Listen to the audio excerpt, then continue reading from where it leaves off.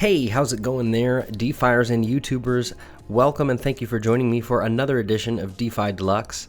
We've got a lot of news. DeFi moves fast and it's hard to keep up, so make sure to hit that subscribe button down below and hit the bell to be notified anytime I make a video. First up, we've got SynLev. SynLev has been launched on mainnet, and I'm excited about this project. It is a synthetic leverage token built on Ethereum. They use Chainlink as their data feed, of course, right? Their goal is to ensure that the assets are accurately priced in a decentralized manner. So up until now, you've had to use special tools if you wanted to leverage Ethereum. So for example, you have to use a DEX or some third-party tool to leverage your Ethereum, whether you're bullish or bearish. Well, now you're going to be able to buy a leveraged asset within a token. So the only one that they have live now to start out with is the 3x ETH USD pool, with a lot more to come soon. This means essentially that you can get exposure to a 3x ETH leverage just by buying a token and holding. Pretty cool.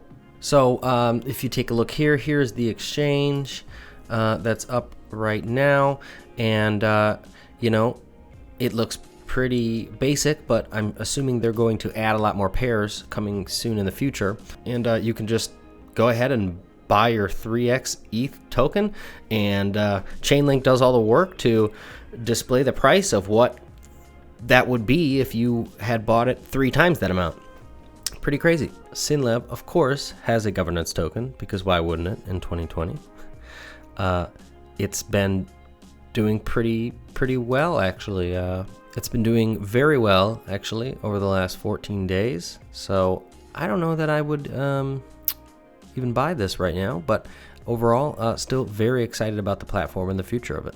Next on the list is something I'm very excited about.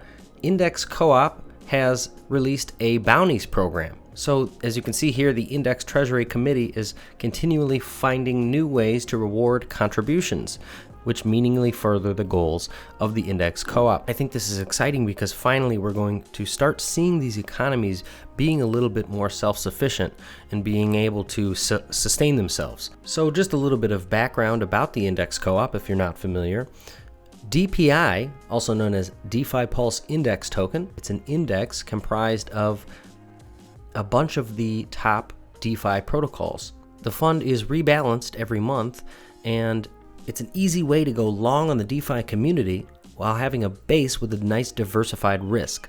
DPI was made as a partnership between DeFi Pulse and SET protocol, and naturally they decided to make a governance token for it. Index token is that governance token, and the collective behind it is aiming to compensate people for helping move the network forward, like creators, for example, me or others who make videos to help educate people about the network. I'm overall just really excited about the future of governance tokens in general and the communities around them, and how we can actually make these communities self-sustainable and pay out members for more than just developing, but things like marketing, legal fees, any other kind of allocations that are needed from the account, which traditionally reflect regular companies a little bit more that need resources. In the end, it's got to be more than just developers making money from these protocols, right? It's got to be the people. In other news, for any yield farmers out there who are looking for something new to farm after uni rewards have ended, BarnBridge might be a good one to get into. DeFi Pulse Farmer has reported that BarnBridge is a tokenized risk protocol that's been gaining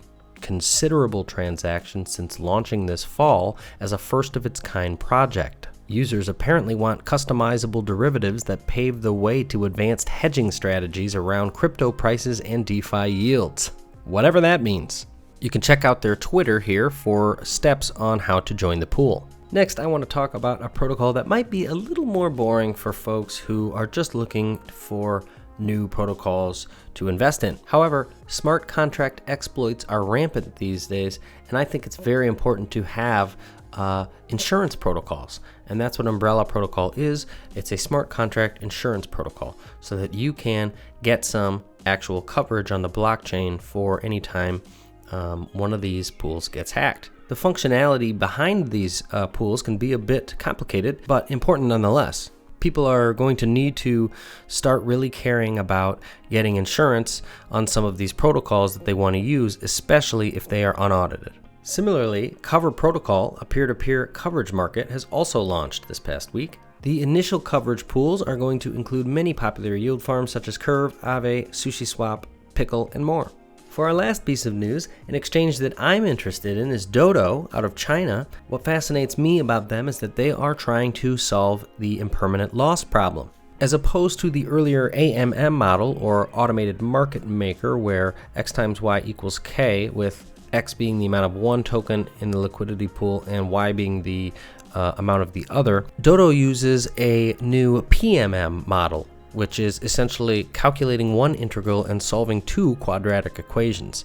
This expands on the earlier AMM model and hopefully could be of some use with solving impermanent loss when it comes to providing liquidity for these trading pools. Which, by the way, if you're interested in joining liquidity pools, see my link below for my previous video on adding liquidity with Uniswap. The news that's coming out of DoDo this week is that CrescoFin, a Swiss company, is offering equity tokens on the DoDo exchange at an early investor price.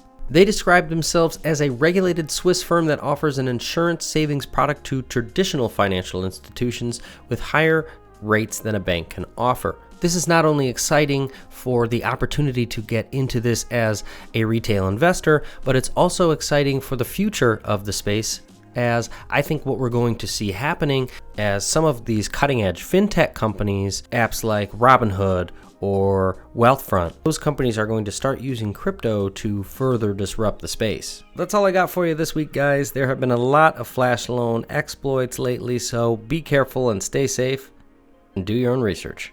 Peace.